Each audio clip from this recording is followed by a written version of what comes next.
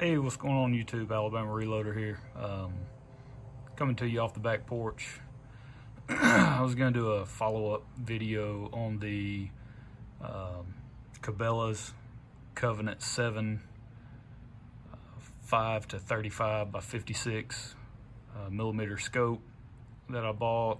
It's been a little while back now.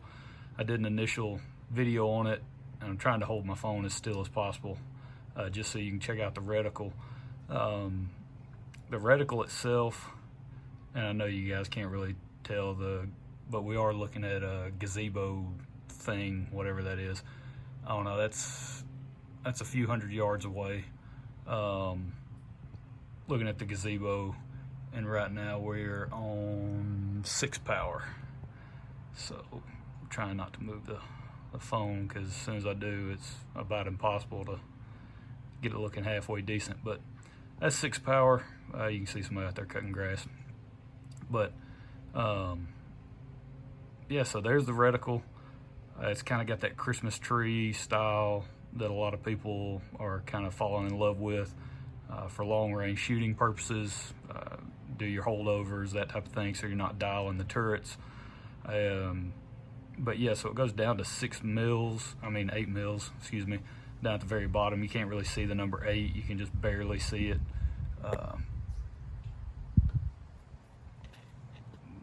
There it is on 5. So see, you still can't really even see the number 8 all the way out to the right and left there at the bottom of the scope. But that's on 5. And crank this bad boy all the way to, this is where it gets really tight.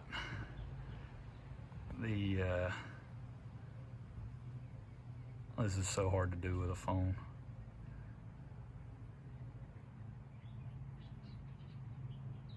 On 35. So just like a lot of other stuff, a lot of other optics and scopes and whatnot, it does, eye box gets super tight the higher you go in the magnification, and this going all the way up to 35 is no different. But overall, so far, we've got it on the Savage 110 Tactical 6.5 Creedmoor. I mean, so far, I'm really digging this scope. Hopefully it's in focus. I don't know if it is. There we go, Covenant 7. You got your Parallax Adjustment on the side here. Hello. There we go. Yeah, it goes from 15 to infinity and beyond. That's Buzz Lightyear for you. Yeah, so overall, scope's not too bad. You've got your adjustment here on your magnification. You can go 5, crank her up to 35. This is a second focal plane scope, so they do let you know that the reticle, the subtensions, everything on the reticle, you can use that at 21 power. So that's where everything is accurate, and everything measures out exactly. So you can use it at 21 power for your hold offs and stuff, and it will be where it needs to be. Let's see, what do we have here? First focal plane, blah, blah, blah. Okay, yep. So we're looking at that guy. So your center dot, so there's a reticle on the paper there. Your center dot is right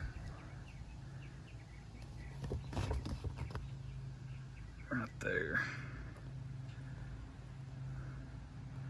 So you're looking at, yeah, extremely fine point of aim on that center dot. And which is pretty cool. That's how my Athlon Optics Midas Tac, the Gen 1 Midas Tac, it's basically set up in a similar fashion with the Christmas tree style center dot for point of aim. And once I started using that, I just really enjoyed it.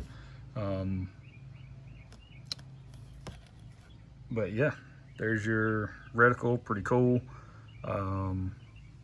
So far, I mean, yes, I've shot with this thing zoomed out to 35. Eye box gets extremely tight, so you have to hold, you know, got to make sure you're holding your head just right. But yeah, ton of magnification. Overall, really good optic for the money. You got a lifetime warranty on it. I paid I think it was $284.99 out the door. These turrets, I mean, yeah, you can hear them, but there's some definite play in that turret. Just that right there. I mean, you notice it's moving. You're not hearing any clicks. That's a lot of slop. And then you get the click. So, like, for instance, it's not lining up. You can move it slightly and get it lined back up. There's some slop in the turrets. But I mean, the clicks are audible if you're into that kind of thing. But there's some slop overall. It's not nice and tight. Mushy, I think is what people call it. But that's it, and that's all. Just wanted to do a follow-up video and let you guys know that this thing is still rocking and rolling and still an amazing value, you know, purchase for the money. I think it was $284.99, I believe I already said that. So yeah, 34mm main tube. It's a freaking monster,